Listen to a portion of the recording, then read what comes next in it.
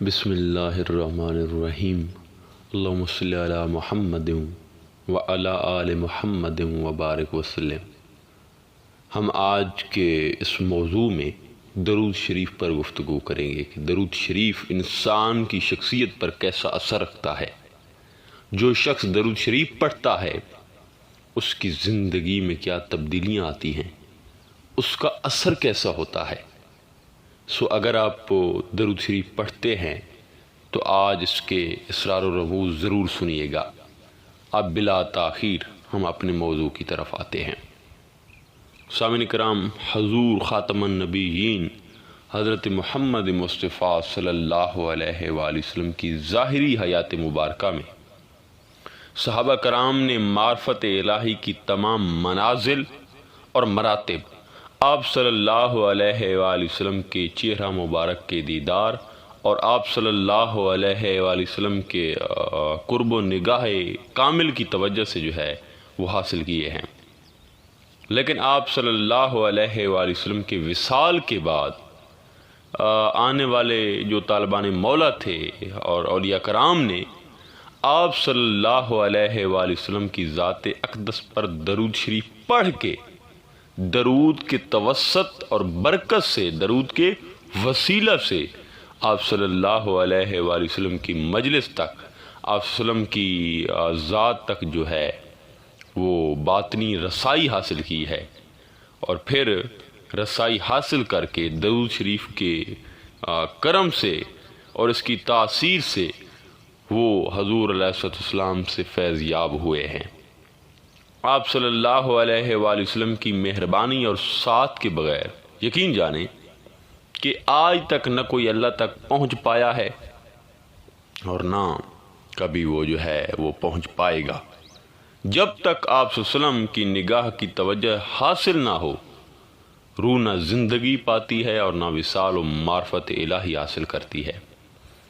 موجودہ زمانے میں آپ صلی اللہ علیہ وآلہ وسلم کی نگاہ کامل سے فیض یاب ہونے کا جو ذریعہ ہے وہ آپ کو پتہ ہے کیا ہے؟ درود شریف ہے۔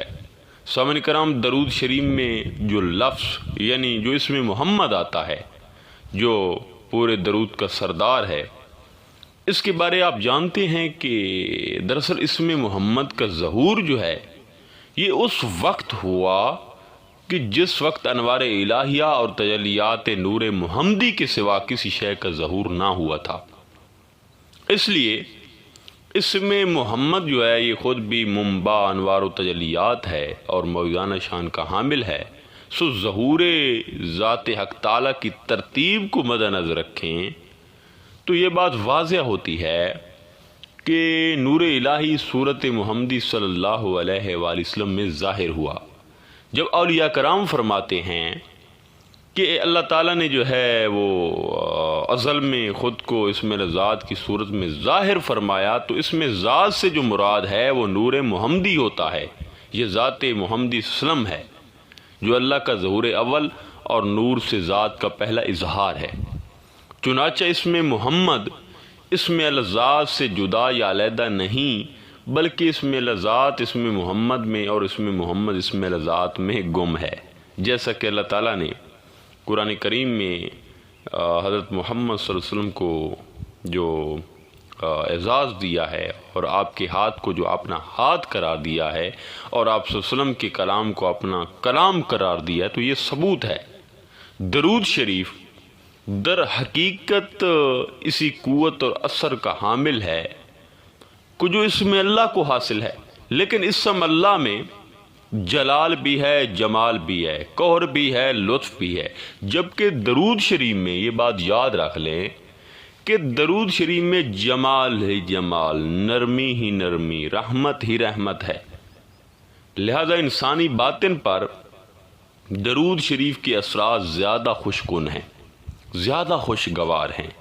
درود شریف کے ورد سے انسانی روح شریعت محمدی کے تابع ہو کر اللہ کی زیادہ تابعدار ہو جاتی ہے۔ سلطان العارفین حضرت سخی سلطان محمد باہو رضی اللہ تعالی عنہ نے اپنی کتب میں جہاں اسم ذات کی مکمل تشریح و تفصیل بیان کی، وہاں اسم محمد درود شریف کے معارف، اثرات اور کمالات بھی جو ہے وہ کھول کے بیان فرمائے ہیں۔ آپ فرماتے ہیں کہ اسم اللہ میں اسم اعظم ہے اور اسم محمد میں صراط مستقیم ہے۔ اپنی تصنیف عقل بیدار میں حضور سلطان صاحب فرماتے ہیں کہ اسم محمد کے تصور کے دوران اس کے حروف کی تجلیات سے حاصل ہونے والے جو مراتب ہیں وہ کسی عقل اور فہم میں سما بھی نہیں سکتے۔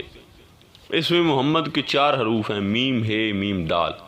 حرف میم کے تصرف سے مجلس محمدی تک رسائی حاصل ہوتی ہے۔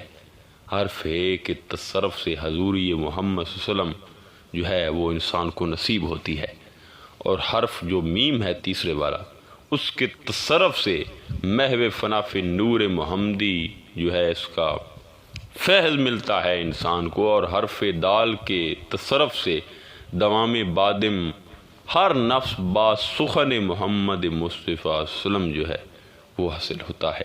سامعین کرام، درود شریف کا ہر حرف ایک خاص تاثیر اور قوت رکھتا ہے، اور انسان کے باطن میں جو ہے یہ ٹھنڈک پیدا کرتا ہے۔